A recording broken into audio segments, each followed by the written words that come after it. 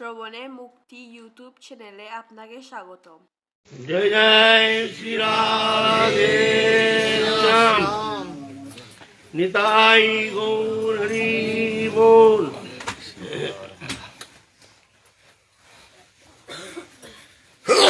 हमारे आलोच्य विषय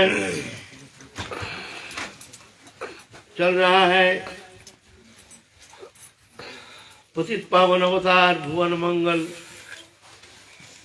भुवन सुंदर प्रेम पुरुषोत्तम श्री कृष्ण चैतन्य महाप्रभु के पार्षदों के परम मंगलमय भुवन गाथा जीवन चरित। लेकिन आज हमारे ब्रज के प्रसिद्ध सिद्ध संत रनबाड़ी कृष्णदास बाबा उनके तिरुभाव तिथि उपलक्ष्य में वाणी को पवित्र करने के लिए उनके हृदय विदारक बड़े सुंदर बड़े अद्भुत प्रेम पूर्ण उनके जो उपासना पद्धति और राधारानी की कृपा उस विषय में थोड़ा सा उनके जीवन चरित आलोचना करके अपने वाणी को पवित्र तत्सहित अपने हृदय को परिशुद्ध करने का हम लोग कोशिश करेंगे। भक्त कथा जीवन गाथा ये साधक के लिए आलोक रोशनी जैसे है। ये रोशनी जैसे अंधकार रात्रि में हमको पथ प्रदर्शन करते हैं, रोशनी देख करके हम चलते हैं, ऐसे ही ये संसार घोर रजनी मायाबद्ध संसार अंधकार सागर में यह है भक्त जीवन चरित महापुरुष के जीवन चरित है हमारे लिए एक आलोक जैसे। इस आलोक को अनुसरण करके हम चलने के लिए प्रयत्न करेंगे, क्योंकि स्वतंत्र रूप से वहां तो पहुंचना मादृश्य मायाबद्ध जीव के लिए तो सुकठिन है। तो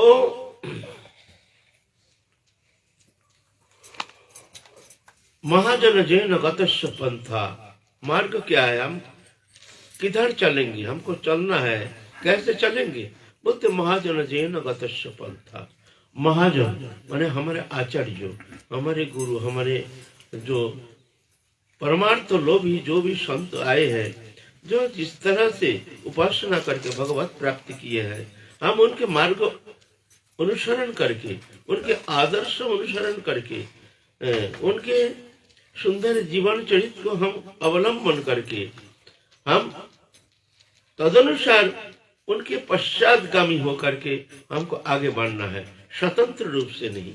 जैसे छोटा सा बच्चा अगर स्वतंत्र रूप से वो चाहे कुछ करना चाहे तो संभव नहीं है, तो माता पिता गाइडेंस देते हैं, उनके गाइडेंस में रह करके ही बच्चा सुशिक्षा प्राप्त करके फिर आगे ठीक सही बड़ा हो जाता है, फिर मार्ग पहचान लेता है। ऐसा ही भजन जीवन में हम है बच्चा, उम्र हमारा ज्यादा हो सकता है लेकिन उम्र से परिपक्व दशा होती नहीं है। कोई अगर साधक सोचे जो हमारा उम्र तो बहुत हो गया, हम परिपक्व दशा में आ गया, वास्तव में ऐसा नहीं। ये जो साधक दशा ना, ये अनादिकाल का, जब प्रथम तो अनादिकाल जीव संसार चक्र में घूमता है, बद्ध दशा एक है, बद्ध दशा उन्मुख जीवात्मा, एक है बहिर्मुख जीवात्मा। बहिर्मुख जीवात्मा जो एकदम जैसे पशु पक्षी आदि जो है, यह है बहिर्मुख जीवात्मा। मनुष्य के अंदर भी ऐसे बहिर्मुख जीवात्मा है जो भगवान को जानते नहीं, मानते नहीं, जानने के लिए कोई इच्छा नहीं, उनके अंदर कोई प्रेरणा नहीं, अगर उनका कहो भी तो मानने के लिए तैयार नहीं है, मानना तो बहुत दूर की बात, और तर्क वितर्क करती है। उनके विचार से बस दृश्यमान जागतिक संसारी सब सुख है, स्त्री पुत्र कुटुंब परिवार, बस इसमें समस्त सुख समृद्धि जो भी शांति के आलय जो है उनके गृहस्थ बस गृहस्थ में रह करके बस स्त्री कुटुंब परिवार पालन पोषण इनके सुख संपादन यही उनके जीवन का उद्देश्य है। बस कैसे भी छल कपट चोरी डकैती नाना प्रकार असद उपाय अवलंबन करके धन संग्रह करना, क्योंकि धन में सब कुछ मिलता है। धन में सब कुछ मिलता है। कोई भी भोग्य पदार्थ तो इंद्रिय भोग्य पदार्थ तो कोई भी वस्तु अगर तुम्हारे पास धन है तो ऐसा कोई वस्तु नहीं है जो कि तुम प्राप्त नहीं कर सकते हो। इसीलिए भोगी लोगों का टारगेट रहता है धन के प्रति, पैसा के प्रति टारगेट रहता है। तो सहजलभ्य जब नहीं होता है, सहज रूप से जब धन उपार्जन नहीं होता है तो असत उपाय अवलंबन करते हैं। क्योंकि धर्म के प्रति विश्वास ना रहने के कारण, ईश्वर के प्रति श्रद्धा ना रहने के कारण वो कुमार्गामी होकर के, क्यों भय नहीं है, पाप का भय नहीं है, कदाचार का भय नहीं है, क्योंकि वो जानते हैं भगवान कुछ है नहीं, पाप पुण्य कुछ है नहीं, तो वो उन्मार्गामी हो जाता है। फिर कदर जो उपाय अवलंबन करके नाना प्रकार असद उपाय के द्वारा धन उपार्जन करके अपने इंद्रिय तृप्ति के लिए उस विशेष चेष्टा करके अपने जीवन को नरक की ओर ले जाता है। यह है बहिर्मुख जीवात्मा। धर्म भय बड़ा भय है ना। धर्म भय नहीं, पाप कर्म नहीं करना चाहिए, भगवान नाराज हो जाएंगे, असंतुष्ट हो जाएंगे, अगर ऐसे करेंगे तो भगवान हमको कृपा नहीं करेंगे। तो ये धर्म भय मनुष्य को रक्षा करता है ना। और जो धर्म मानते नहीं है, कोई धर्म ही मानते नहीं है, ये हमारे सेकुलरवादी हमारे पैदा हो गया, हमारे हिंदू धर्म में कुछ सेकुलरवादी पैदा हो गया। इनको धर्मीय शिक्षा तो मिली नहीं, धर्म संबंध कोई धारणा नहीं, धर्म क्या है इस विषय में उनका कोई आग्रह नहीं है, वो जानते ही नहीं धर्म क्या है। वो तर्क करेंगे और हमारे धर्म को कटाक्ष करेंगे, उनकी श्रद्धा नहीं है कोई धर्म के प्रति, तो ये सेकुलरवादी कहलाते हैं। ये एक उद्भ्रांतगामी, ये एक विपदगामी। क्यों? धर्म तो एक ही है, धर्म मानते नहीं, धर्म मानते नहीं, हम हमारा कोई धर्म ही नहीं है। वाह, तो क्या तुम धर्म नहीं तो अधर्म मानते हो? जो धर्म मानता नहीं है तो अधर्म को मानता है। धर्म निरपेक्ष, धर्म का कोई पक्ष नहीं तो अधर्म का पक्ष लेते हो तुम। धर्म निरपेक्ष कोई है? धर्म तो सनातन धर्म है, सनातन धर्म ही धर्म है, और कहा धर्म है? और धर्म है अगर ये सनातन धर्म को मान्यता दे करके, इसको स्वीकार करके अगर भगवत अनुशीलन करते हैं, अपने कोई भी मार्ग अपनाते हैं, तो उसमें कोई दोष नहीं है। लेकिन हमारे धर्म का जो फाउंडेशन है, भित्ति जो है, ये तो सनातन धर्म ही भित्ति है, विश्व मानव धर्म। अहिंसा सत्यम अस्त्यम शौचम संयमम एवच एतत् समष्टिकं प्रक्त धर्म से पंच लक्षणम। ये धर्म का 5 लक्षण है, ये धर्म का 5 लक्षण है।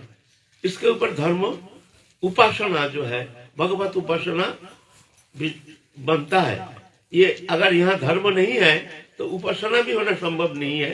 चाहे कोई भी मार्ग अवलंबी हो, चाहे कोई भी कहे अपने उपासना कुछ भी कैसे भी हो, लेकिन अगर ये फाउंडेशन नहीं है, माने अहिंसा सत्य अस्त्य शौचम संयमम, ये 5 अगर नहीं है तो मान लो वो अधर्म है। इसके बाहर जो है वो अधर्म है। अहिंसा, जहाँ हिंसा है वहाँ धर्म नहीं है। सत्यम, जहाँ सत्य है वहाँ धर्म है, जहाँ झूठा है वहाँ अधर्म है। अस्त्य, चोरी नहीं करना, जहाँ चोरी करता है वो अधर्म है। शौचम, शुचिता, जहाँ अशुचि है वो अधर्म। संयम, जहाँ असंयमी है वो अधर्म। तो इसके विपरीत सब अधर्म। उसके ऊपर कहाँ उपासना संभव है? चाहे कोई भी भगवान के कोई भी स्वरूप को तुम अपना करके तो उपासना करते हो, ये धर्म है फाउंडेशन। और ये धर्म जो है ये मूल फाउंडेशन है हमारे सनातन धर्म, विश्व मानव धर्म है ना। तो ऐसे जो सेकुलरवादी ये हमारे विघाटन हमारे धर्म में एक ऐसे माने क्या कहें वायरस जैसे लगता है, आकर के हमारे धर्म को एक गलत रूपरेखा वर्णन करते हैं। है एक उन्मुख जीवात्मा, एक बहिर्मुख जीवात्मा। बहिर्मुख जीवात्मा इसको कहते हैं जो भगवान मानते नहीं है, भगवान को जानते नहीं है, जानने के लिए कोई आग्रह नहीं, कोई उनके अंदर कोई स्थान नहीं हृदय में, और कोई कहते हैं तो वो मानने के लिए तैयार नहीं, और कोई भी कुकर्म करने के लिए उनके भीतर कोई भय नहीं, क्यों? वो जानते हैं धर्म नामक कोई पदार्थ तो नहीं है, कुछ भी करो, जावत जीवित तावत जीवित, ऋणं कृत्य घृतं पिबेत। एक फॉर्मूला है, ये है चार्वाक मतवाद। वो तो अपरकाल तो कोई देखा नहीं है, परकाल तो देखा नहीं है, कौन जानता है क्या होगा क्या नहीं होगा। तो जावत जीवित सुखं जीवित, जब तक जियोगे सुख से जीना। ऋणं कृत्या घृतं पिबेत, ऋण करके भी घी खाना। शरीर से स्वस्थ चाहिए ना ऋण, क्योंकि ऋण चुकाने के लिए तुमको तो फिर आने का जरूरत नहीं है। खूब ऋण करो, फिर मरो तो कौन आएगा ऋण चुकाने के लिए। इसलिए सुख कहने का मतलब कैसे भी हो, इंद्रिय भोग सुख करने के लिए जो भी करना है करो, बस ये। ऐसे ही बहिर्मुख इस तरह से मनोवृत्ति संपन्न मनुष्य शरीरधारी, लेकिन ये धर्म न मानने का कारण ये पशु के साथ इनका कोई व्यवधान नहीं है। पशु तो शरीर है, ये मनुष्य कोई शरीर है, लेकिन धर्म विशेष है। जो मनुष्य धर्माचरण करते हैं इसलिए मनुष्य की विशिष्टता, इसलिए मनुष्य को श्रेष्ठ माना जाता है। लेकिन धर्माचरण अगर नहीं करता है तो मनुष्य पशु से भी ज्यादा निकृष्ट होता है। क्यों? नहीं, पशु में बहुत सारे अवगुण है नहीं, मनुष्य में पशु से भी ज्यादा अवगुण है। जैसे मान लीजिए ईर्ष्या, ईर्ष्या नामक वस्तु पशु में है नहीं, वो लोग ईर्ष्या करना आता नहीं है। कपटता, मन में एक बाहर कुछ भीतर कुछ, ये पशु में है नहीं। दंभ, ये पशु में है नहीं। अहंकार, ये पशु में है नहीं। परस्त्री कातरता, ये पशु में है नहीं। कौटिल्य, कुटिलता, ये पशु में है नहीं। तो बहुत सारे अवगुण मनुष्य में है। अगर धर्माचरण नहीं करता है तो यो है मनुष्य शरीरधारी, लेकिन पशु से भी अधम है। उसके द्वारा जगत का प्रभु तो अमंगल ही होता है। उसके द्वारा ना अपना मंगल, न समाज का मंगल, न किसी का मंगल हो सकता है। जो अपना मंगल कर नहीं पाया वो दूसरे का मंगल क्या करेगा? असंभव बात है। दया, धर्म, सरलता, अहिंसा, सत्यम, मोहतंत्र आदि जो सद्गुण राशि जो है, कृपालु, अकृतद्रोह, सत्यसार, निर्दोष, वदान्य, मृदु, ये सद्गुण जो है ये मनुष्य के लिए, पशु के लिए नहीं। मनुष्य धर्माचरण करते हैं, पशु नहीं। इसीलिए मनुष्य शरीर लेकर के कभी भूल भ्रांति, कभी छोटफूट हो भी जाए तो साधक उसके लिए क्या करना चाहिए? पश्चाताप करना चाहिए, लज्जित होना चाहिए और भगवान से प्रार्थना करना चाहिए, प्रभु हमारे द्वारा पुनराय ऐसे भूल भ्रांति नहीं होनी चाहिए। प्रभु ऐसी शक्ति दो, हमको ऐसी बुद्धि दो जो हम फिर कभी हमारे इस शरीर रहते रहते हमारे द्वारा कोई भूल ना हो, कोई अन्याय ना हो, कोई निकृष्ट कर्म ना हो।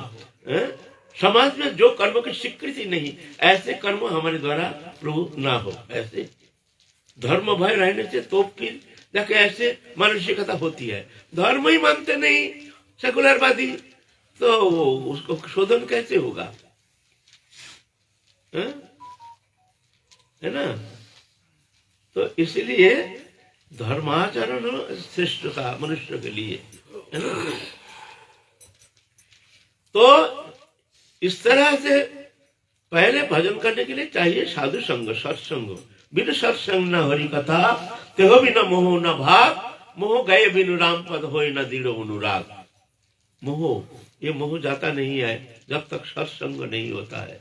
पहले भक्ति संतन कुरु संगा, संत संग करो पहले, फिर जाकर धीरे धीरे तुम्हारे भीतर वो परिवर्तन आना संभव है। उनके सानिध्य से, उनके वाणी से, उनके संपर्क से, उनके संसर्ग से, उनके सेवा सानिध्य से जाकर के तुम्हारा प्रभु तो कल्याण हो सकता है ना?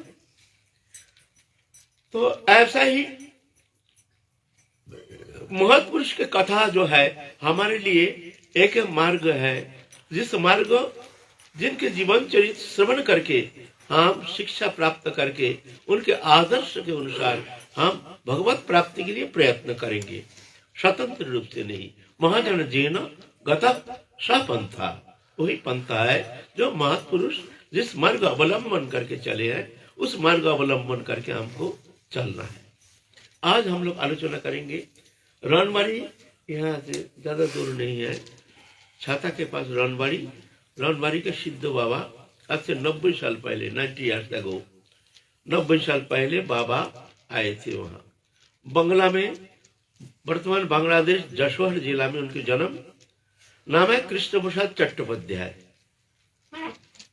अच्छे खानदान, अच्छे ब्राह्मण घर के बालक हैं। बचपन में ही उनके भीतर तीव्र वैराग और अनासक्ति यह जन्म से होता है। बहुत जन्मों बहु जन्म नाम अंत ज्ञान मन मांग प्रबद्धते वासुदेव सर्वमिति समात्मा सुदुर्लभ। बहु जन्म नाम अंत, ऐसे एक जन्म के मामला थोड़ी है, बहुत जन्म।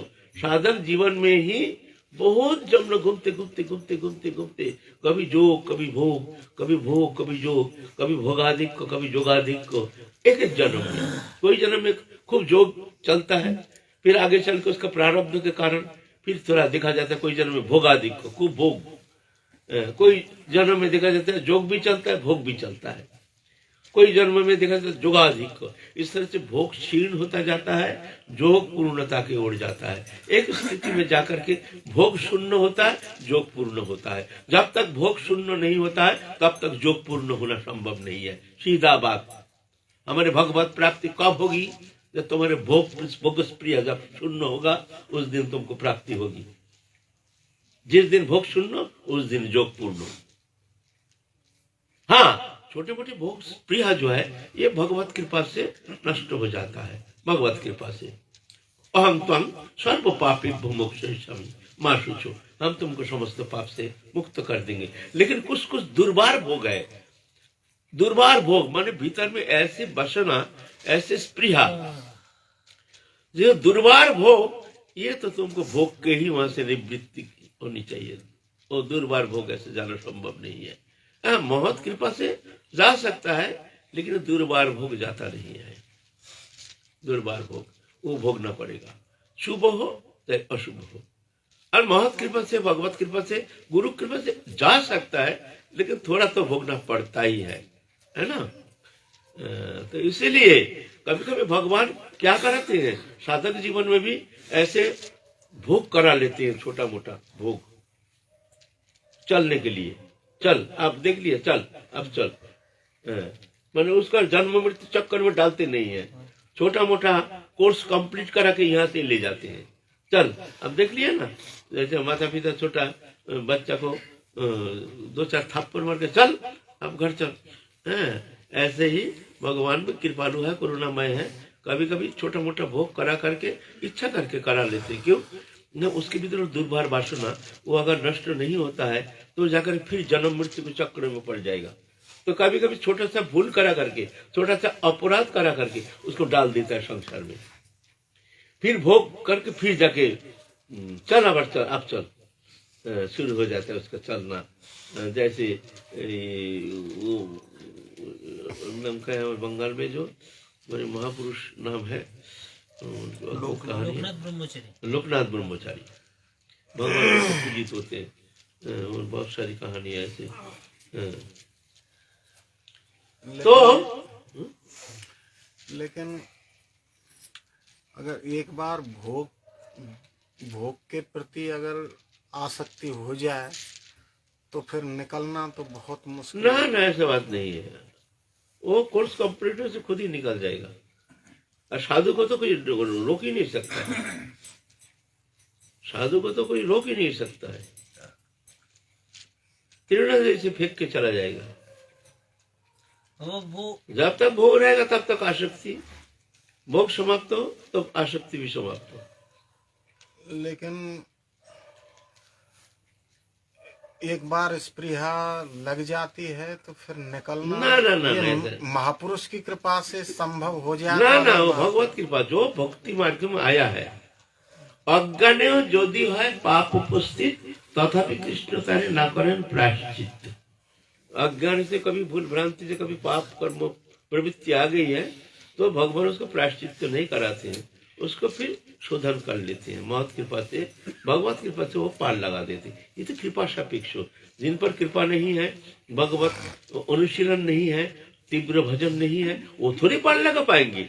उनके लिए तो असंभव हो जाएगा। लेकिन साधक जो भगवत शरणागत है, शरणागत के लिए कोई बात नहीं है। भगवान सब कुछ कर सकते हैं, उसको पार लगा लेते हैं भगवान कृपा करके। चाहिए भजन, तीव्र भजन, शरणागति, बस।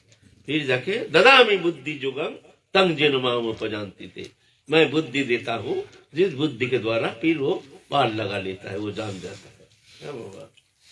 एक वो जो काम्यवन में सिद्ध बाबा के जो शिष्य थे, उनको छोटी सी एक गलती के कारण फिर उनके इतना दाह हुआ मन में, और फिर वो इतना प्रवृत्त हुए नहीं थे भोग में। उसके उतने प्रवृत्त ना होने पर भी उन्हें इतना दाह होने से वो सिद्ध बाबा ने बचा लिया उनको। लेकिन अगर कोई उसमें प्रवेश ही कर जाए और मतलब जो है रमन कर जाए, तो उसके लिए निकलना तो बहुत ही असाध्य, साधारण मनुष्य के लिए असाध्य है। लेकिन जो शरणागत साधक है, बड़े बड़े साधक का भी पतन होता है।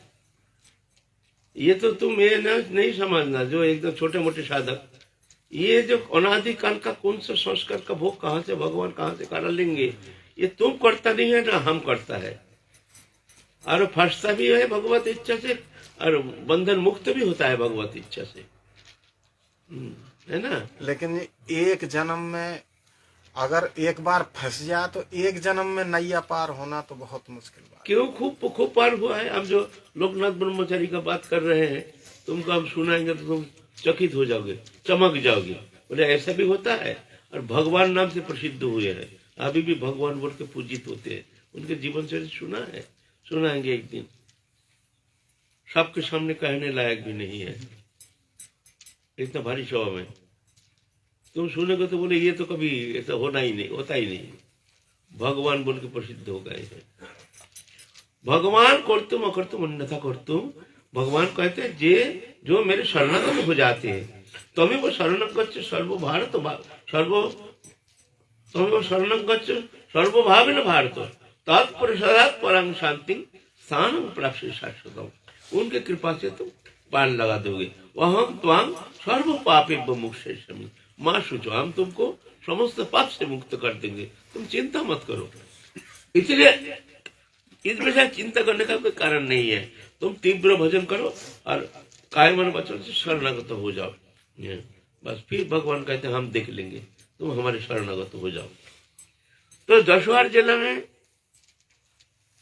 जन्म लिए हैं कृष्ण प्रसाद। बाल्यकाल में तीव्र वैराग्य देकर माता पिता सोचे इसको शादी करा दो, इस संसार में फंस जाएगा, फिर स्त्री मोह में पड़ करके फिर संसार छोड़ के जाएगा नहीं। इसके इतना भजन करते ना जाने कब छोड़ के चला जाएगा, शादी करा दो। ऐसे हमारे बंगाल में वह इधर भी देखा जाता है। जब ज्यादा ही भजन करना शुरू कर देते हैं तो माता पिता भयभीत हो जाते हैं। तो उनका एक ही टारगेट रहता है, इसको शादी करा दो, शादी करा दो। ऐसा तो शादी तो किया नहीं, वो देख करके जो हमको तो फंसा देंगे। भाग के बांग्लादेश में से सीधा पैदल चले आए हैं वृंदावन। वृंदावन में आकर के मदन मोहन है वो वृंदावन में, वो जंगल था उसमें, वहां पर भजन किए बहुत दिन। कहाँ से दीक्षा प्राप्त किया है इस संबंध में तो कोई तो पता नहीं, मिला नहीं कौन गुरुदेव है कोई। वृंदावन से दीक्षा प्राप्त करके फिर भजन करना शुरू किया है। शुरू करके फिर रनबाड़ी जो था, अभी छाता के पास रनबाड़ी ग्राम, वहां पर गहरा जंगल था। सोचे वो गहरा जंगल में जाकर के हम खूब भजन करेंगे। और भजन एकांतता जरूरी है। एकांत नहीं होने से, एकांत माने तुम ही हो और कोई नहीं, इसको कहते एकांत, साथ कोई नहीं रहेगा। तो सोचे वह जंगल में जाके हम भजन करेंगे। तो भजन करने से ही जो भगवत प्राप्ति होगी ऐसा तो नहीं, भगवत प्राप्ति तो भगवत इच्छा से होती है, भगवत कृपा से होती है। 50 साल तक उम्र तक आए हैं, बचपन में 15-16 साल उम्र में घर छोड़ के बांग्लादेश से चले आए हैं वृंदावन में। और माने 15 साल छोड़ दो, 50 साल माने 35 साल 40 साल लगभग वृंदावन में कंटिन्यू भजन किए। भजन करने बाद मन हुआ, कोई कहीं तो गए नहीं जन्म से, कोई तीर्थ दर्शन किए नहीं, सुने हैं 4 धाम जाते हैं, सब 4 धाम जाते हैं। चलो हम भी थोड़ा 4 धाम करेंगे। 4 धाम है तुम्हारा, एक है रामेश्वरम एकदम दक्षिण में, पश्चिम में है द्वारका धाम, उत्तर में है बद्रिकाश्रम धाम, और पूर्व में है जगन्नाथपुरी धाम। ये 4 धाम, ये 4 धाम करना जरूरी है। सब पहले ऐसे नियम था, 4 धाम करके आना पड़ेगा। तो इस तरह से 4 धाम करने निकले हैं, निकलेंगे, अभी संकल्प किए हैं। तो एक दिन निकलेंगे, उसके पहले राधा ने स्वप्नादेश किया है, तू कहाँ जा रहा? भजन करने आया है। जो वस्तु प्राप्ति के लिए तूने भजन करने आया है वो सिद्धि तेरे को यही मिल जाएगी, तो क्यों बाहर जा रहा है? यही रह जा, यही पर तेरे को राधा रानी की कृपा मिलेगी। तो निद्रा भंग होते ही मन में सोचा, भाई ये तो स्वप्न है, स्वप्न में न जाने मनुष्य क्या क्या देखते हैं। स्वप्न तो कभी झूठा भी होता है।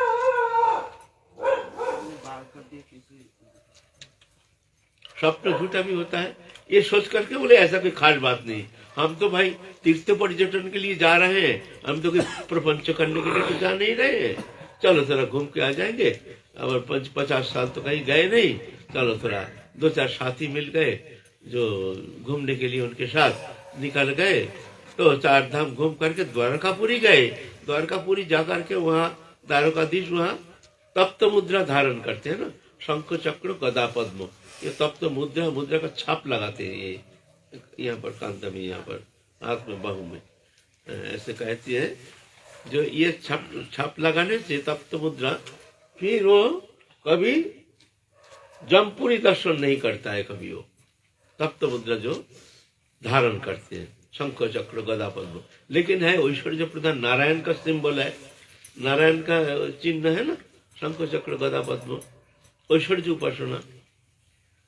तो फिर वृंदावन में आए हैं। वृंदावन में मन खिन्न हो गया, अब अच्छा नहीं लगता है, मन भी, भजन भी छूट गया, पहले जैसे उल्लास भी नहीं, पहले जैसे वो आनंद भी नहीं। घूमे तो हैं लेकिन मन में कहीं शांति नहीं, कहीं तृप्ति नहीं, कहीं उल्लास नहीं। पहले एकांत में बैठ करके राधा रानी के चिंतन करते करते जो स्थिति, जहाँ जाकर के एक तन्मयता, तल्लीनता, अश्रुकंप, पुलक, शील, वैवर्ण आदि अष्ट सात्विक विकार से विकारित होते थे, वो सब भाव कहाँ छूट गया, मन शुष्क हो गया, निराशा छा गया। घूमते घूमते बहुत दिन हो गया, कई महीना बीत गया। अब वृंदावन में आए हैं रणबड़ी।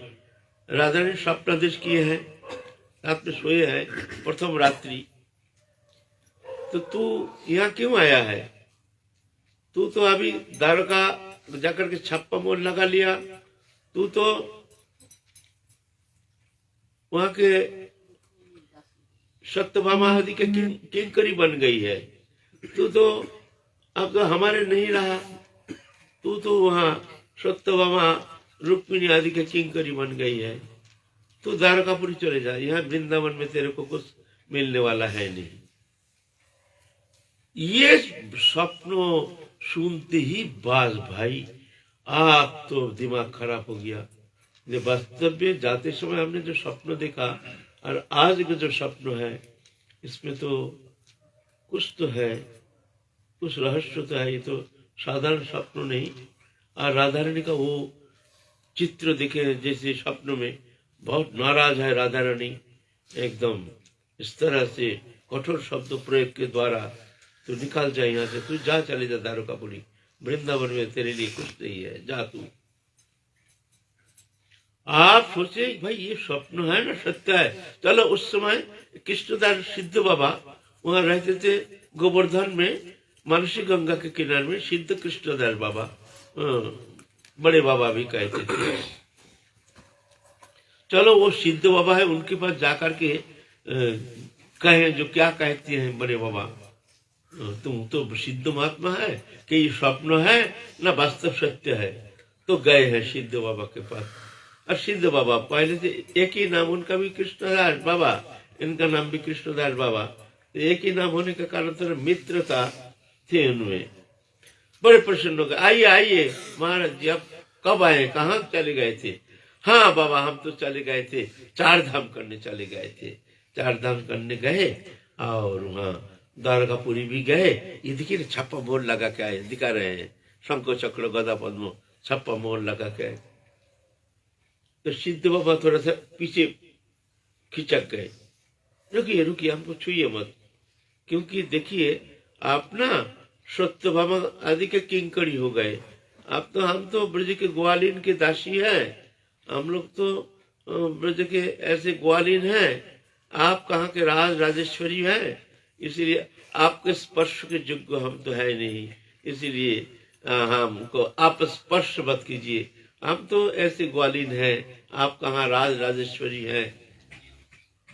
ये कह करके सिद्ध बाबा चुप हो गए, एकदम दूर हट करके आंख बंद कर लिया। तब समझ गए जो भाई बात तो, ये तो साधारण बात नहीं है। फिर चले गए हैं कामवन में, कामवन के बाबा, क्या नाम? जय कृष्ण। जय कृष्णदास बाबा। जय कृष्णदास बाबा के पास गए। जय कृष्णदास बाबा भी वही कहे, जे बाबा आप तो ये राधा की इच्छा, ये तो राधा नहीं जाने, लेकिन आप तो अभी द्वारका के महिषियों के किंकरी बन गए हैं, हम लोग तो ग्वालिन हैं बाबा, आपके जो ये समाधान तो हम कर नहीं पाएंगे, आप राधा रानी से ही प्रार्थना कीजिए, राधा रानी स्वीकार कर ले तो ठीक है, नहीं तो बाबा ये इसका कोई उपाचार तो हमारे पास तो है नहीं बाबा। ऐसा करके दंडवत की है बाबा, आपके लिए हम कोई समाधान नहीं दे सकते हैं। तो चले गए हैं रणबड़ी। अब आया शुष्कता, विरह। विरह 2 प्रकार विरह है। राधा रानी के भजन में जो विरह है, उनके कृपा बिना, उनके स्फूर्ति बिना, उनके स्पर्श बिना, उनके भजन बिना एक विरह दशा होती है। तो विरह का 2 स्थिति है, एक है शुष्क विरह, एक है सिक्त विरह। 2 प्रकार विरह है। सिक्त विरह है जो भगवान राधा रानी के विरह में व्याकुलित होकर हा प्राणेश्वरी छाती पटक पटक के रोना, एकदम विरह दशा, एकदम जैसे राधा रानी को नहीं पाने से छाती फट जाएगा एकदम, बिल्कुल ऐसे, हा प्राणेश्वरी, हा कहाँ तुम, हा वृंदावनेश्वरी, हा मेरी प्राणेश्वरी, हा राधा रानी। ये और अश्रुधारा से वक्षस्थल को अभिषिक्त कर देते हैं, धो देते हैं अश्रुधारा। ये जो विरह है इसमें कष्ट भी है, लेकिन एक ये आनंद भी है, भीतर में सुप्त एक आनंद मिलता है। जो साधक राधा रानी के ये विरह माने ऐसी स्थिति में विरह दशा प्राप्त किए हैं, वो ये विरह बिना रह नहीं सकते हैं। राधा रानी के लिए रोने में क्या आनंद है, ये वही जानते हैं जो राधा रानी के लिए हारा दे करके रोते हैं, वही जानते हैं रोने में क्या आनंद है। ये आनंद ये जागतिक आनंद नहीं, और ये रोना ये जागतिक रोना नहीं। जागतिक वस्तु के अभाव से रोना आता है, कोई जागतिक प्रिय वस्तु वियोग से रोना आता है, विरह से रोना आता है, लेकिन वो रोना अलग है। ये रोना से मन क्लिष्ट हो जाता है, सांसारिक रोने से बीमार हो जाता है, नाना प्रकार व्याधि आक्रांत कर लेता है। जागतिक संसार के लिए जो रोना है, शोक संतप्त होकर के, शोकातुर होकर के, कोई प्रियजन वियोग से संतप्त होकर के जो रोता है, ये रोना खतरनाक है, ये विरह खतरनाक है। इसमें शरीर व्याधिग्रस्त हो जाता है, नाना प्रकार व्याधि हो जाता है, और धीरे धीरे तो सूख जाता है, शरीर भी सूख जाता है, अंतःकरण सूख जाता है। लेकिन भगवत विरह से जो रोना, ये रोने से शरीर नीरव होता है। आप सुन लीजिए,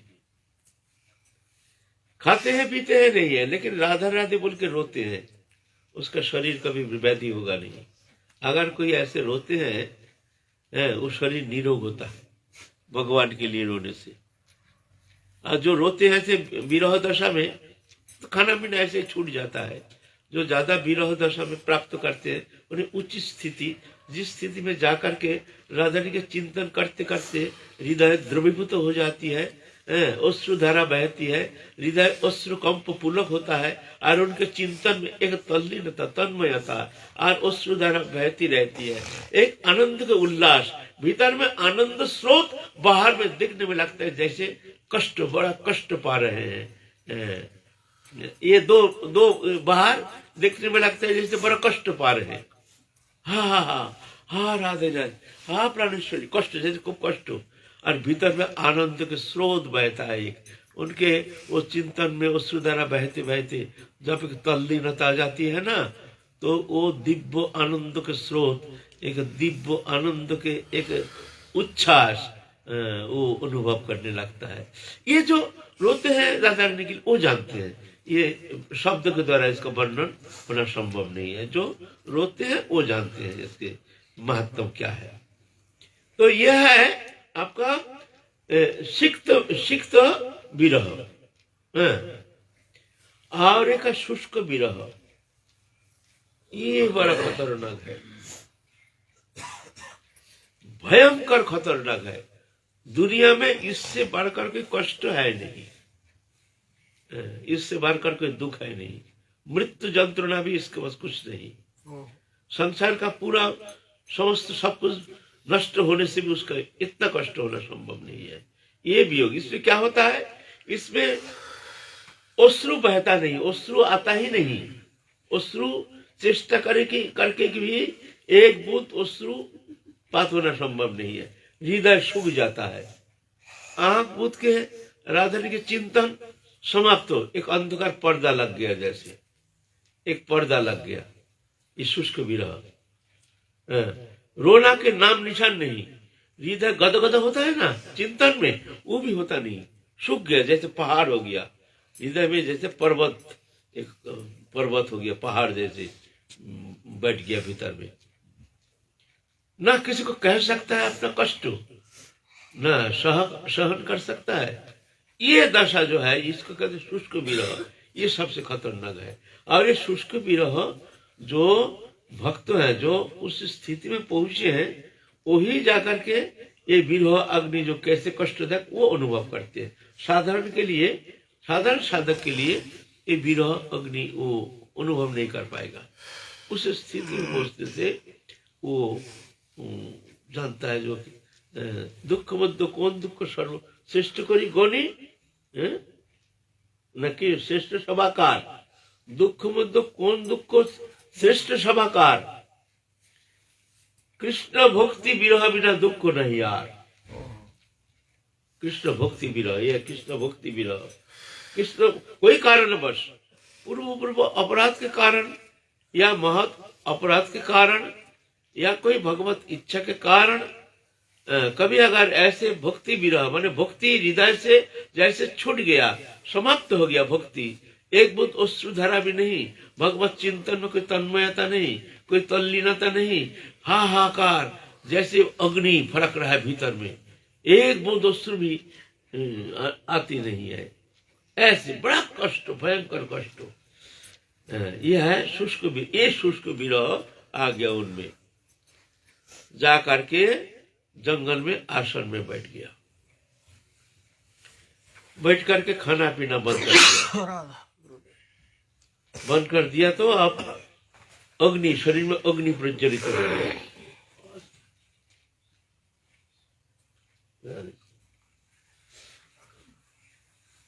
विरह अग्नि, विरह रूप अग्नि शरीर में अग्नि प्रज्वलित हो जाता है।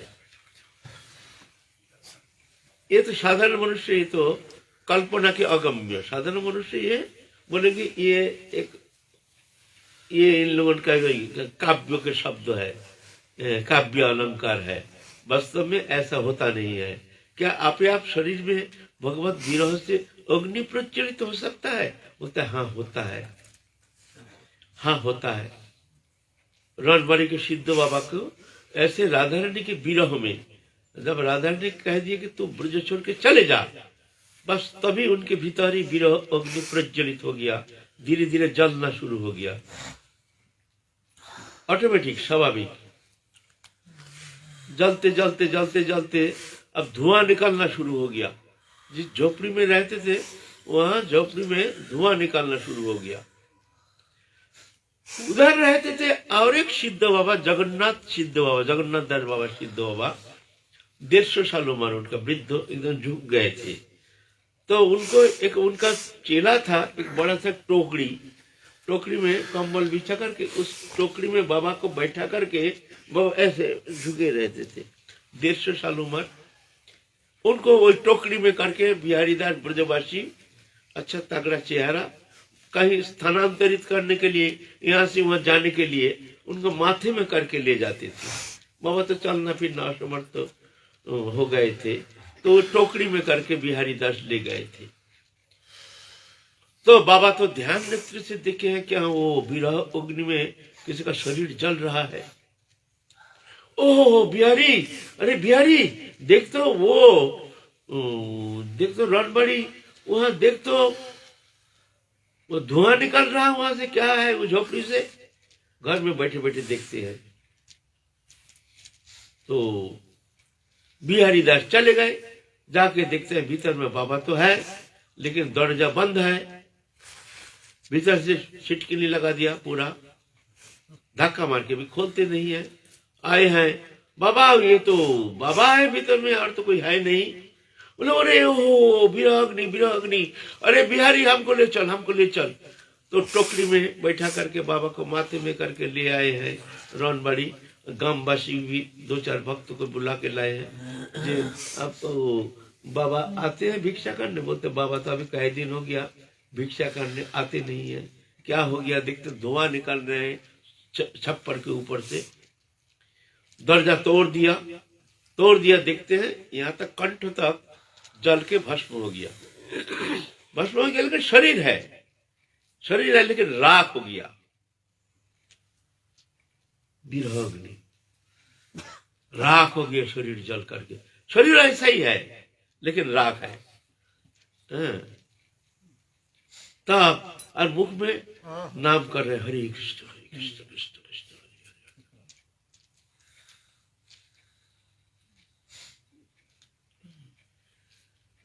माने इतना कष्ट शायद शत मृत्यु से भी ज्यादा कष्ट है ये विरह अग्नि। ये ताप अगर किसी को एक क्षण के लिए अगर कहीं हो गई ना, वो जानते हैं ये ताप कितना खतरनाक ताप है। इससे बढ़कर कोई ताप होता नहीं है। इसीलिए कहते हैं जो विरह मध्य कौन विरह श्रेष्ठ करी श्रेष्ठ सभाकार, बोले कृष्ण भक्ति विरह बिना दुख नहीं यार। फिर रणबाड़ी के सिद्ध वही जगन्नाथ बाबा बोलते बिहारी थोड़ा रुई लाए तो रुई को पका करके फिर जा करके क्या मंत्र पढ़ करके यहाँ से शरीर से लेकर के माथे में यहाँ छोड़ दिया और दब करके बाकी पूरा शरीर जल गया, एकदम बिल्कुल भस्म हो गया।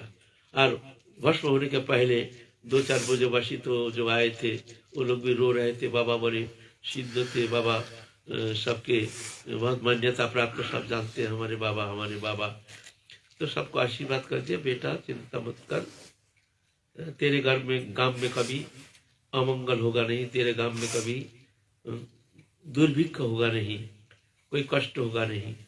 आशीर्वाद करते हैं तुम लोग सुखी रहना, तुम्हारा घर से बहुत रोटी खाया तो तुम लोग सब सुखी सलामत रहोगे। ऐसे कह करके बस दब करके शरीर जल गया। राम बाबा के सिद्ध बाबा रणवाड़ी के सिद्ध बाबा इस तरह से विरह अग्नि में जल करके भस्म हो गए हैं। हम लोग खुद देखे हैं यहाँ वो जो हरदई है ना, ये सीपोलसु हरदई, वो भी ऐसे ही पति को दाह संस्कार हो गए तो पत्नी जो हम सती हो जाएंगे। अग्नि में तो भस्म हो गए। तो उस समय समस्त प्रशासन वहां ठहरे थे, एसएसपी डीएसपी अभी जितना है सब ठहरे थे। पुलिस आए, ऐसे होने नहीं देंगे, बोलते नहीं हम हम ऐसे नहीं कह रहे कि आप अग्नि जला के हम उसमें प्रवेश करेंगे, हमको बैठने दीजिए। हरदई वहां उनके पति के वहां श्मशान वहां बैठ गए हैं जहाँ दाह संस्कार हुए हैं, बैठ करके ऐसे खुद अग्नि प्रज्वलन किए। अग्नि प्रज्वलन करके वहां सती हो गए। हमारे सामने की बात है, हम भी कांडा दिए हैं उसमें। और उसी साल हम आए हैं घर छोड़ के। अभी से यह है तुम्हारा 43 साल पहले की बात है, 1980 की बात है। उस साल हम कुछ कंडा दिए हैं वो हरदई के इसमें, एकदम साक्षात प्रमाणित है। हमने देखा, हमने उस समय आए थे, हम जब सुने हैं जो हरदई इस तरह सती हो गई है, तो हम उस समय रहते थे प्रेम सरोवर में गुरु जी के साथ। तो पैदल गए थे यहाँ से हरदई को देखने के लिए, उनके चल रहे हैं तो हम भी कांडा देने का मौका मिला था हमको भी, हम भी धन्य हो गए, उसमें कांडा प्रदान किए हैं। तो ये विरह अग्नि बड़ा खतरनाक है। एक बार रूप गोस्वामी तो हरि कथा प्रवचन करते थे। सब समस्त हमारे सब तत्कालीन जितना महाप्रभु के अनुयायी थे सब सत्संग करते थे, पेड़ के नीचे बैठे बैठे दिवा शांति संध्या के समय सब एक साथ सम्मिलित होकर के हरि कथा आलोचना करते थे। राधा रानी के प्रेम में गुणानुवाद प्रेम गुणानुवाद सब श्रवण करते थे। तो सब कोई तो एकदम ऐसे प्रेम में विभावित होकर कोई इधर लोटपोट खाते, कोई उधर लोटपोट खाते, कोई तो सभी तो उसी स्थिति में सब साधक आए थे। अभी वर्तमान समय से थोड़ी है, उस समय सब जो आते थे भजन करने के लिए वो ऐसे ही व्याकुलता लेकर के, और जंगल था, खाने का कोई सुविधा ही थी नहीं, रहने का कोई सुविधा थी नहीं। जो आते थे भजन करने के लिए ही आते थे, हरि भक्ति प्राप्ति ही जीवन का उद्देश्य लेकर आते थे। ये मानव तनु रहते रहते भगवत प्राप्ति ही जीवन का एकमात्र उद्देश्य लेकर के आते थे उस समय भजन करने के लिए। अभी तो ऐसा नहीं है, समय का परिवर्तन हो गया। अभी हम जैसे आ जाते हैं तो यहाँ खाने का सुविधा है, पहनने का सुविधा है, सेठ का बहुत सा दान भी है भाई। तो भंडार तो लाडू बुड़ी कचौड़ी तो रोज ही कहीं ना कहीं मिल ही जाता है, साथ दान दक्षिणा भी मिल जाता है। तो आनंद तो ये आनंद लेकर के ही तो हम लोग रम रहे हैं। तो वो प्रेमानंद परमानंद वहाँ हमारे प्रवेश कहाँ, वहाँ प्रवेश करने के लिए चाहिए ऐसे त्याग की दीक्षा, ऐसे विरक्ति, तब ना। तो वहाँ पेड़ के नीचे सब इस तरह से हरि कथा श्रवण करते थे और ऐसे रोते थे, विरह कथा श्रवण करके राधा रानी की विरह दशा। तो लेकिन रूप गोस्वामी उनका आंख में कोई अश्रुपात नहीं, कोई अश्रु नहीं। तो बहुतों जो हमारे रघुनाथ भट्ट, लोकनाथ दास गोस्वामी आदि जितना थे सब सोचते थे भाई रूप गोस्वामी जो है इनके आंख में तो कभी अश्रुपात दिखा नहीं, तो इनके हृदय कितने इतना कठोर है कि अश्रुपात होती नहीं ना। ऐसा नहीं, वो अश्रु को संभाल लेते थे, माने इतना उनके सहनशीलता, अश्रु को संभाल लेते थे, निकालने नहीं देते थे। ये भक्ति जो ऐसी चीज है ना, ये भक्ति दिखाने का चीज नहीं है, ये परम गोपनीय है। कोई है अपना उच्छ्वास के कारण कभी दिखा ज्यादा है नहीं, जितना है नहीं उससे ज्यादा दिखाने का कोशिश करते हैं। ऐसे भी पिछल भक्ति व कभी कभी लोग दिखावा भक्ति भी देखने में आता है। लोग मानते हैं बोले बाबा बाबा बड़ा अच्छा, बड़ा सात्विक विकार, रोते हैं, ये ना हाथ पाँव फेंकते हैं, चिल्लाते हैं।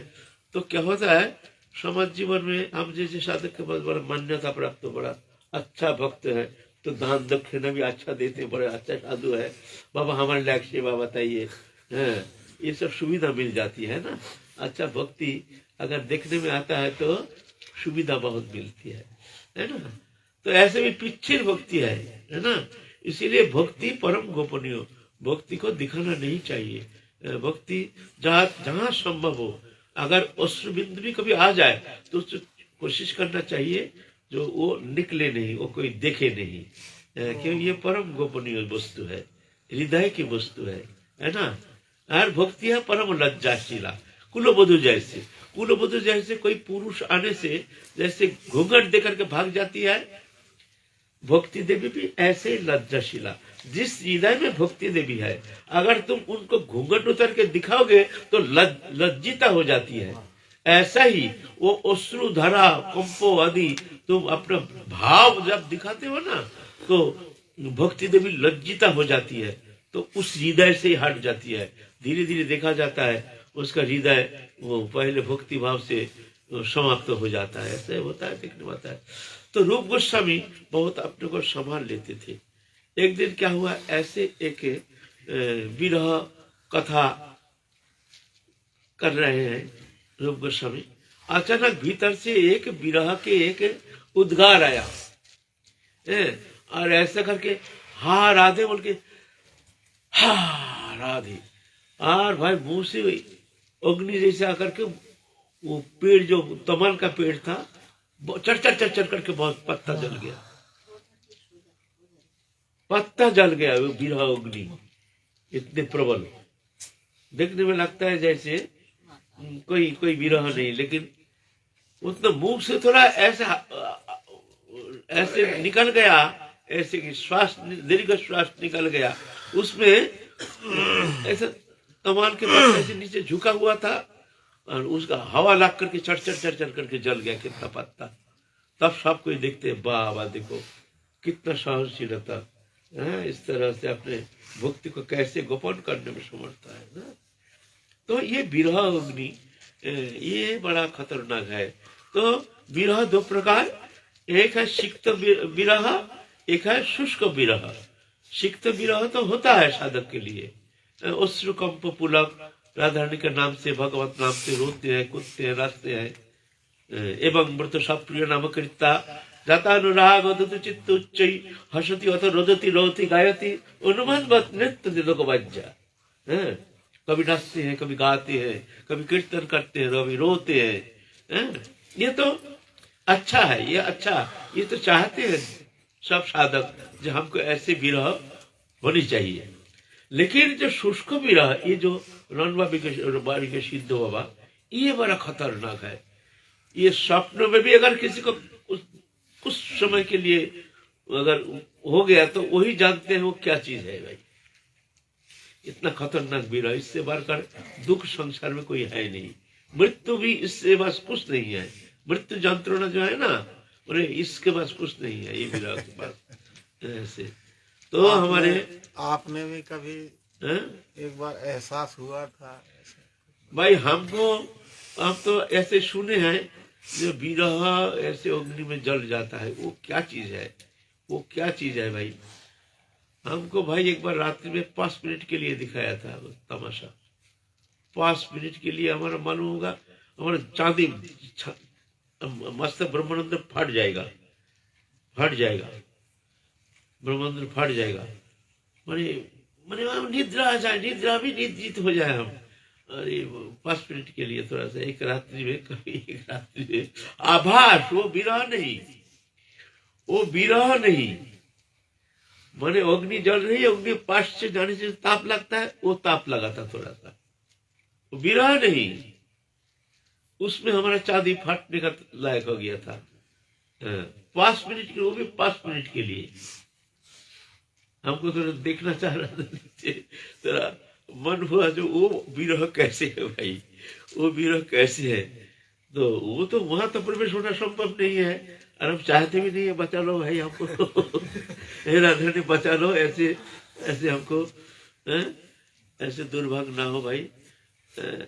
लेकिन वो बड़ा खतरनाक चीज है, वो विरह, राधारणी का वो विरह। अच्छा, आज की कथा है विश्राम। हम लोग फिर काल नित्यानंद प्रभु के जीवन चरित। एक चीज इसमें आती है, जो स्वाभाविक जिनका आगमन मैया बहन है कि नहीं, कि ससुराल भी हो सकती है, जैसे मानो द्वारिका में ही उनकी ससुराल हो, और कभी कभी कोई क्या जो गौड़ीय मत के जो रागानुगा भक्ति में जो प्रवृत्त हुए हैं, क्या उनका जाना निषिद्ध है? देखो, जाना निषिद्ध नहीं है, ये तो कारण कुछ अलग है। कारण है, पहले तो साधक को सावधान करने के लिए परवर्ती एक दृष्टांत तो रखते हैं ना, एक जन को केंद्र करके पूरा साधक समाज को शिक्षा देते हैं। जैसे छोटा हरिदास को महाप्रभु वर्जन कर दिए ना, त्याग दिए, और वो त्रिवेणी संगम में जाकर के आत्महत्या करके अपने शरीर को त्याग दिए। महाप्रभु उसके लिए कोई क्षमा नहीं किए, महाप्रभु उनके लिए कोई क्षमा नहीं किए। और कृष्णदास जो गए हैं दक्षिण भारत, काला कृष्णदास दक्षिण भारत गए थे, और महाप्रभु छोड़ के भट्टमारी वहां जाकर के गृहस्थी के साथ रहे, वहां उनको तो त्याग नहीं दिया महाप्रभु। उससे ज्यादा खतरनाक, वो तो और भी खतरनाक, तो महाप्रभु को छोड़ के चले गए और भट्टमारी के साथ रहे। केस पकड़ के लाए हैं वहां से भट्टमारी से। उनको महाप्रभु को त्याग नहीं दिया, और उनको बोले ठीक है, देखो एक कृष्णदास आपको छोड़ के भट्टमारी चले गए, तो भाई आप कृष्णदास को तुम लोग क्या करोगे जानो, बोलो इसको जो करो करो, अब हमारे साथ इसका कोई मतलब नहीं। त्याग नहीं दिया, जो हम त्याग दिए ये हमारे साथ नहीं है। तो कृष्णदास रोना शुरू कर दिया, तो सब कोई कहते ठीक है, कोई बात नहीं, तुम दुखी नहीं हो ना, तुम जाओ ये महाप्रभु को संवाद लेकर के जाओ, नवद्वीप जाओ, शशि माता आदि सबको, अद्वैत आचार्य प्रभु सबको ये दक्षिण भारत का संवाद उनको जाके सुनाओ, जाओ। तो चले गए शशि माता के पास, है ना। तो ये शिक्षा देने के लिए, और क्या, कुछ दुर्बार, कुछ प्रारब्ध ऐसा था जो कि अल्प समय में जल करके उसका पूरा भस्म कर दिया, और उनको एकदम शोधन करके अपनी सेवा में ले गया। ऐसा राधा रानी जिसको पकड़ते हैं कभी किसी अवस्था में उनको छोड़ते नहीं है। भगवान जिसको पकड़ते हैं, पकड़ना आता है, भगवान को छोड़ना आता नहीं है। जीव का इतना क्या सामर्थ्य है, जो भगवत शरणागत हो गए हैं, और भगवत शरणागति हट करके वो जाके स्वतंत्र होकर के कुछ कर सकती है। इतना जीव में इतना सामर्थ्य है, और भगवान भक्तवत्सल भगवान उनके शरणागत हो गए हैं, तो भगवान उनको छोड़ देंगे, माया का हाथ में छोड़ देंगे। तो भगवान का नाम है शरणागत वत्सल। शरणागत वत्सल, जो शरणागत होते हैं भगवान उनको अभय देते हैं, और उनको अभय देते हैं, जो कभी भय नहीं, तो हमारे शरणागत तमेव शरणं सर्वभाविनो भारत तत्प्रसादात् परं शांति स्थानं प्राप्स्य शाश्वतम्। तुम सर्वत भाव से उनके शरणागत हो जाओ। तो शरणागत होकर के फिर वो विपदगामी कैसे होता है, तो भगवान शरणागत को पालन कर नहीं पाते हैं। और अगर आप कहोगे कि ना, जो शरणागत है सर्वथा समस्त दोष मुक्त होकर के तो अब जाके शरणागत होते हैं, ऐसा होता ही नहीं। हम अगर समस्त दोष मुक्त, समस्त पाप मुक्त, समस्त सद्गुण से अलंकृत हो, तो शरणागति की क्या दरकार है, हम ऐसे ही चल देंगे, तुम्हारे पास पहुंच जाएंगे। तो तुम्हारे शरण में जाने का क्या जरूरत है। हमारा शरणागति तो तभी होती है जब हम में बहुत सारी कमियां हैं। जो कमियां हम कोई कृतकर्म के द्वारा, कोई चेष्टा के द्वारा अपने दोष को आप अपसारण करने में असमर्थ है। हम कोई चेष्टा के द्वारा साधन मार्ग में हम चल नहीं पा रहे हैं, हर तरह से हम हार गए हैं, हर तरह से हम एकदम गिर गए हैं। तभी जाके शरणागति, प्रभु हम शरणागति है, प्रभु हमको रक्षा करो। सब हार हार के आया, अब क्या हार चढ़ाऊ, है ना। तो तभी तो शरणागति, अब समस्त दोष वर्जित हो जाएंगे तभी जाके शरणागत होंगे, तभी जाके भगवान स्वीकार करेंगे। ऐसा होता है। शरणागति तो उसके लिए जो बेसहारा, जो कोई असमर्थ, जिसका कोई सामर्थ्य नहीं है, जो हर तरह से गिर चुका है, जो हर तरह से विपन्न है, जो हर तरह से वंचित है, हर तरह से निष्क्रिय है, तो तभी तो जो शरणागति ना, तभी तो भगवान कहते हैं हम तुमको वहां तम सर्व पापेभ्यो मोक्षयिष्यामि मा शुचः तमेव शरणं गच्छ, हम तुमको समस्त पाप से मुक्त कर देंगे। तो गिरता है कैसे साधक ना, कभी कभी भगवत इच्छा। भाई ये सब ऐसा कभी सोचना नहीं चाहिए जो ये साधक गिर गया व साधक पतन हो गया, ऐसा नहीं है। ये मार्ग ही ऐसा, कभी जोग कभी भोग, कभी भोग कभी जोग, इस तरह से धात्मतिगत के अंदर साधक फिर जाके भगवत चरण सान्निध्य प्राप्त करने में समर्थ हो जाते हैं। लेकिन जो सीधा सीधा चलता है उस सीधा चल ही नहीं पाएगा, ये रास्ता सीधा है ही नहीं। कोई ऐसा गारंटी दे ही नहीं सकता है जो भजन जीवन में हमारे द्वारा कोई भूल होगा नहीं, हमारे द्वारा कोई भ्रांति होगी नहीं, हम एकदम बस शरणागत हो गए, अब हम निश्चित, तो अब हम एकदम समस्त बाधा मुक्त हो करके अब अपनी चेष्टा के बल पर हम पहुंच जाएंगे वहां। ये तो बेकार, ऐसे तो होना संभव नहीं है। किसी के जीवन में तो बहुत सारे व्यतिक्रम दिखाई देते हैं और कोई जीवन ऐसा है नहीं। देखो ना हरिदास ठाकुर के जीवन में देखो ना, ये सनातन गोस्वामी के जीवन देखो, ऐसे हार गए हैं जो आत्महत्या करने के लिए तैयार हो गए हैं, जो जगन्नाथ के पहिया के नीचे हम शरीर को त्याग देंगे, ये जीवन रखने लायक नहीं है, हम महानिकृष्ण महापापी, हम किसी अस्पृश्य है, हम किसी के संभाषण का अयोग्य है, हमारे ये जीवन बेकार है। इतना धिक्कार आ गया। कौन है? महाप्रभु के पार्षद सनातन गोस्वामी, है ना, जो राधा रानी के परिकर है। उनके मन में ऐसी स्थिति आ गई, ऐसे शरीर में खुजदी ऐसे कोड़ी जैसे हो गया, दुखी होकर के भजन होता नहीं है।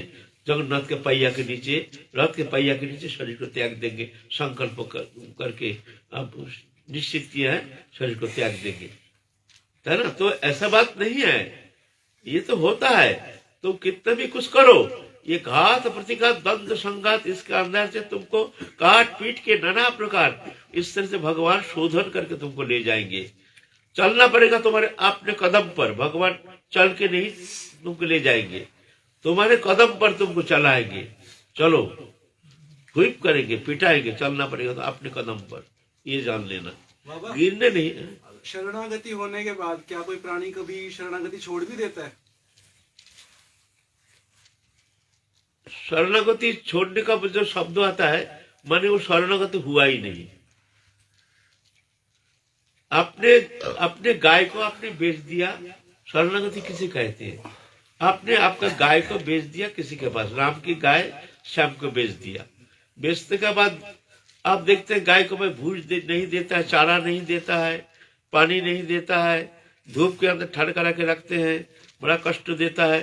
तो आपको ये जाके कहने का अधिकार नहीं है भैया हमने गाय को आपको बेच दिया, आपने गाय को पानी चारा भूस फूस नहीं देते हो, ये तो बड़ा अन्याय है।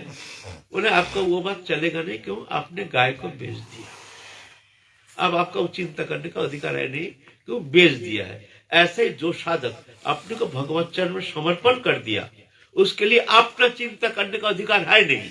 अगर अपना चिंता आ गया तो शरणागति हुई नहीं, झूठा है, मिथ्या। वो कह रहे हैं लेकिन अभी शरणागति हुई नहीं। शरणागति माने क्या है? शरणागति माने निश्चिंतता। क्यों? तुम जानो, शुभ है, ठीक है, शुभाशुभ परित्यागी भक्तिमान जय समय प्रिय, दुखेषु अनुद्विग्न मना सुखेषु विगत स्पृहा वीत राग भय क्रोधा स्थित धीर मुनि रुच्यते। दुखेषु अनुद्विग्न मना, दुख आने से घबराते नहीं है, उद्विग्न नहीं।